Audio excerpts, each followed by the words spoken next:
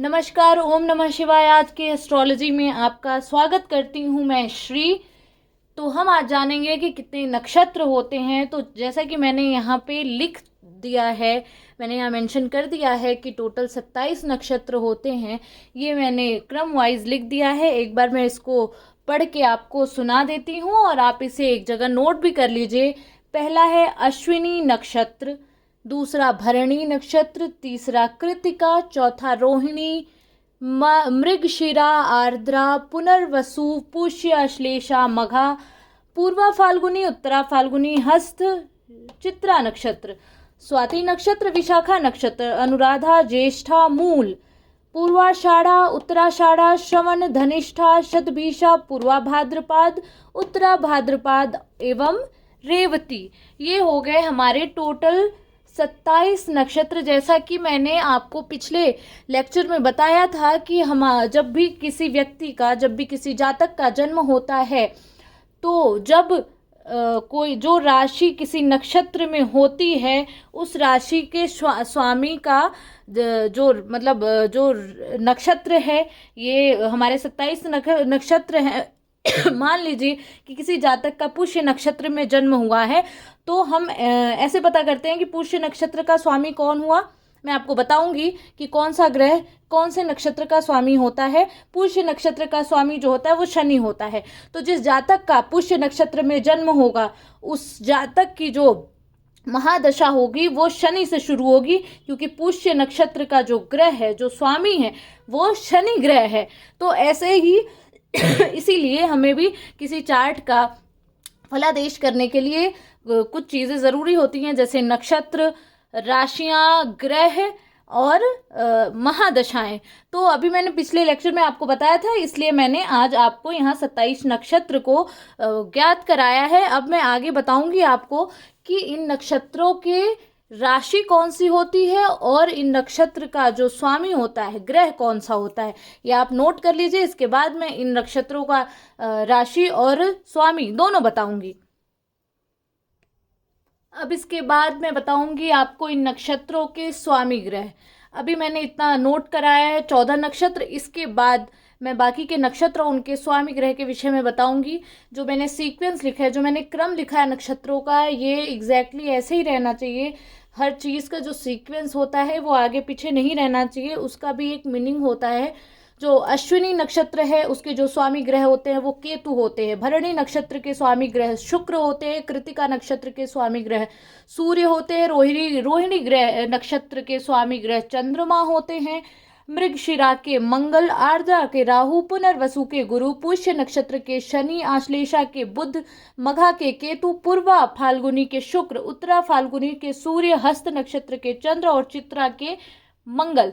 ये जो मैंने इस साइड लिखा हुआ है, राइट साइड में, ये जो है स्वामी ग्रह मैंने मेंशन किया हुआ है, ये नक्षत्र है। मैं आगे के भी नक्षत्र और उनके स्वामी ग्रह के विषय में बताऊंगी।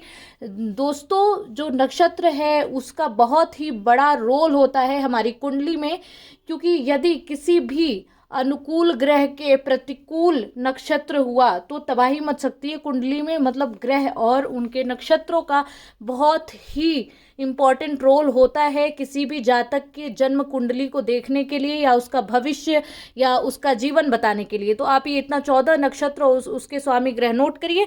आगे का फिर मैं आगे बताती हूँ। अब आगे के जो नक्षत्र हैं और उनके ग्रह स्वामी ये हैं जो मैंने अभी लिखा हुआ है 15 से 27 नक्षत्र के बारे में। स्वाति नक्षत्र के जो ग्रह स्वामी हैं वो हैं राहु, विशाखा नक्षत्र के गुरु, अनुराधा नक्षत्र के शनि, ज्येष्ठा के बुध, मूल नक्षत्र के केतु, पूर्वाषाढ़ नक्षत्र के शुक्र, उत्तराषाढ़ के सूर्य, श्रवण नक्षत्र के चंद्र, धनिष्ठा का मंगल ग्रह, शतभिषा का राहु ग्रह, पूर्वा भाद्रपद का गुरु ग्रह, उत्तरा भाद्रपद का शनि ग्रह, रेवती का बुध ग्रह। ठीक है दोस्तों, तो ये हो गए हमारे 27 नक्षत्रों के ग्रहों के स्वामी, उनके ग्रह स्वामी। ठीक है, अब मैं ये आपको बताऊंगी कि ये जो 9 ग्रह हैं, मतलब 27 नक्षत्र में से 9 ग्रह, जो 9 टोटल ग्रह हैं, हर एक ग्रह के 3 नक्षत्र होते हैं। अब जो मैंने पिछला अभी आपको नोट कराया हुआ है 1 से लेके 14 तक का, उसमें आप देखेंगे। अब जैसे अभी तो बाकी वो पिछले में मैंने लिखा हुआ था, अभी देखेंगे बुध यहाँ पे है, ठीक है, हर 9 नक्षत्र, मतलब आप यहाँ से काउंट कर लीजिए 1 2 3 4 5 6 7 8 9, 19 से लेके 27 तक। ठीक है, 1 2 3 4 5 6 7 8 9। अब यहाँ से केतु से शुरू हो रहा है। ठीक है, पहला भी मैंने शुरू किया था इसके पहले, तो जो मैंने अश्विनी नक्षत्र का केतु, भरणी का शुक्र, ठीक है, वो 1 से लेके 9 तक का ये सीक्वेंस रहेगा। वैसे ही आप याद कर सकते हैं, यहाँ से केतु, पूर्वाषाढ़ का शुक्र। अब वैसे ही हमने जो 1 से लेके 9 नक्षत्र थे इसी सीक्वेंस में रहेगा।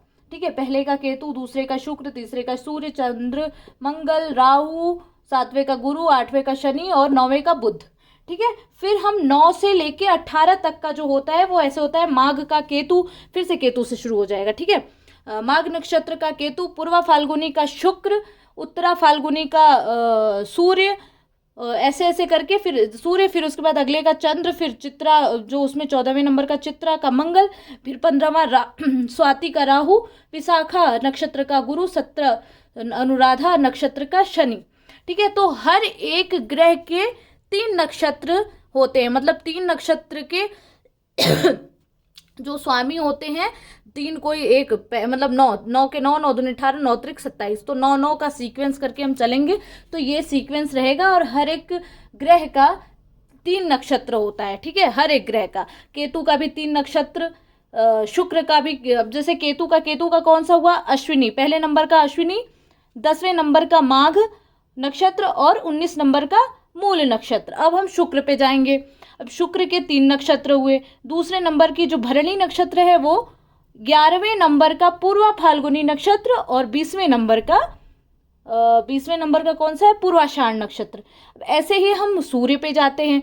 तीसरे नंबर का जो हमने लिखा था कृतिका नक्षत्र का सूर्य, 12वें नंबर का उत्तर फाल्गुनी का सूर्य और 21 नंबर का ये उत्तराषाढ़ का सूर्य। ऐसे ऐसे करके हमारे हर ग्रह के 3 नक्षत्र होते हैं।